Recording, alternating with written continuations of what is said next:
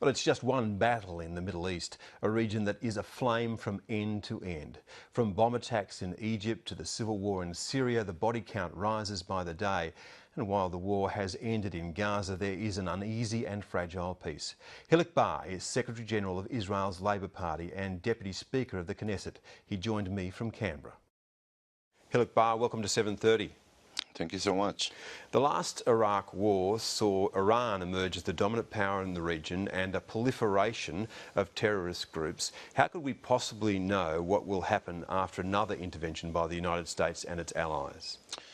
We cannot know, but we don't have a chance. We don't have another choice to make, actually. I think that Israel, who stand at the front of fighting terror, have to have a coalition together with Australia, together with the United States and Europe, understanding that there is extreme fundamentalistic Islamic jihad elements that want to live here, not next to us, to you and us, but instead of us.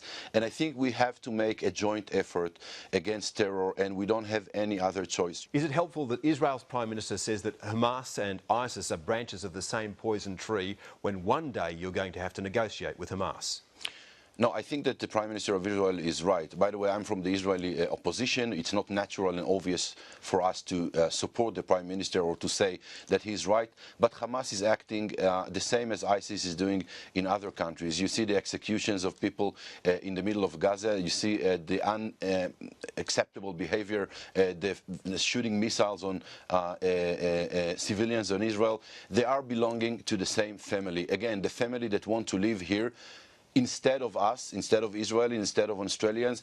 They don't respect and not acknowledge any other way of life but their own. And I think that it's sometimes hard to see that they are cut from the same tree, but it's actually, unfortunately, the truth. By the way, as for speaking with Hamas, we will happily speak with Hamas if Hamas will do what Fatah did 20 years ago. And this is to understand that we can live here next to each other, to understand that you cannot eliminate Israel and you cannot make us go away from here. I remind you that Fatah was a terror group many years ago, and they made the shift that Hamas will have to do if we want Israel and other parts of the world to speak with Hamas. But can you live next to each other? We've just seen the war in Gaza, and has that done real damage to Israel's international standing? Yeah, but not all the Palestinians are Hamas. I remind you that President Abbas and other factions in the Palestinian politic recognize Israel, trying to negotiate with us.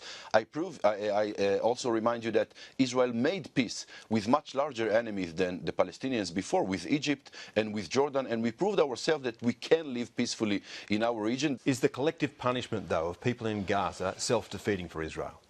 It's not a collective punishment. I know the IDF. I'm a captain in the Israeli IDF. The IDF is defending Israel. Its aim is not to hurt innocent civilians. Actually, this is the aim of Hamas, who is shooting thousands of missiles on innocent Israeli civilians. But there is casualties of war, and we all very, very sad for it. But when you have a terror organization that shoot missiles from school, from UN facilities, from UNRWA facilities, from mosques, they have no other mean but to try and hurt their own citizens in order for the world to see that Israel is hurting innocent civilians. But Israel is committed to defend our citizens and allow them to have a blue sky free of rockets like you have here in Australia. On Sunday, Israel laid claim to nearly 400 hectares of West Bank land. How will building more settlements bring about peace? I agree with you. It's a very poor decision. I think that the future of this territory should be decided upon a two-state solution between us and the Palestinians. We in the Labour Party and the opposition to Netanyahu are against any unilateral annexation. I think it's bad for Israel. It's bad for building trust between us and the Palestinians. And we in the Israeli Labour Party will object this annexation of 400 hectares if it will come to the Knesset, and we'll try to fight this poor decision in every win we will have. Should Israel embrace the Arab Peace Initiative and Palestinian President Mahmoud Abbas as a partner for peace? Definitely, yes. As for the Arab Peace Initiative, I think one of the poorest and the wrong mistake that Israel ever did diplomatically is to not reply to the Arab Peace Initiative. We can say yes, we can say no, and we can say yes, but we won't change this and that. But not replying for 12 years to the Arab Peace Initiative is not something that we can and should allow ourselves. By the way, if I was Prime Minister, I wouldn't say a total yes to the Arab Peace Initiative. It's have a lot of problems as for Israel, but when 57 countries, Muslim countries, and 22 Arab countries coming to Israel and make an offer, Israel should reply. As for President Mahmoud Abbas, he's not the perfect partner, but you will never find a perfect partner when you are talking about an enemy, and Israel is now making the enemy of the good. Abbas is a good partner. He's a fair partner, more than Yasser Arafat that was before him, and definitely I can bet more than the future leadership that the Palestinians are planning for Israel. And this is why we should strengthen Abbas on the expense of the Hamas, see him as our partner, and go to a long way of negotiation with him as soon as possible. Are there extremists on both sides of the Israel-Palestinian divide that don't want to see peace?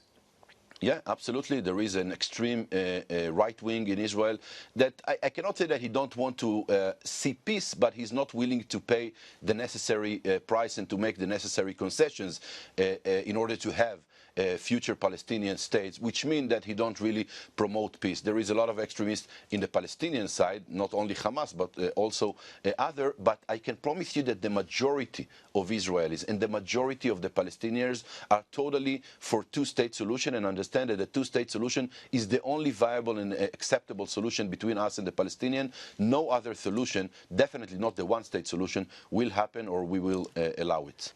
Hilik Bar, thank you. Thank you so much.